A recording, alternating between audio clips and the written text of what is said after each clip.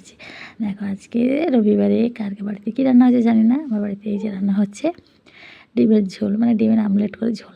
একটু অন্যরকম বানাচ্ছিলাম। বাচ্চারা বললো, মা প্রতিদিন তো একই রকমই খাই, একটু আলাদা করে বানাও না। একটু আলাদা করে বানাচ্ছি। ডিম ভাজতে গিয়েই নটবট, ডিম ভেজে ভেঙে টেঙে চটপট হয়ে গেল। যাই হোক, সেটা ভাবতে যায় একটু তো হতেই হবে, যতই রান্না করি না কেন ভুলভাল হবেই, প্রত্যেকেরই আমারই হবে।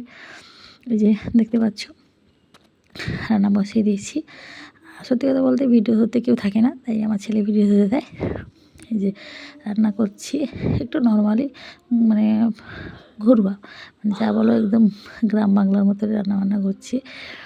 এই গ্রামে ছিলাম তখন রান্নাবান্না এগুলো করতাম এরকম ধরনের, তাই একটু করে দেখলাম যে কেমন হয়। রান্না কি ভুলে গেছি, চেষ্টা করে দেখছিলাম। এই রান্না মোটামুটি করলাম। রান্না শেষ করতে করতে যেমন রান্নাঘরটা আজকে পরিষ্কার করেছিলাম। আর আমার ছেলে বলছে, মা আলুগুলো তো বেশ সুন্দর কালার হয়েছে, একটা আলু দিও। এরকম করে আর কি করছে আমার সঙ্গে, দেখতে আমি কথা বলছি ওর সঙ্গে, দিয়ে এরকম করে জল টল দিচ্ছি। এই ডিমগুলো তো ফেটে লটপট হয়ে গেছে, তো যাই হোক যা হয়েছে খেতে তো হবে, একটু ডিম ঝোল ভাত হয়েছে।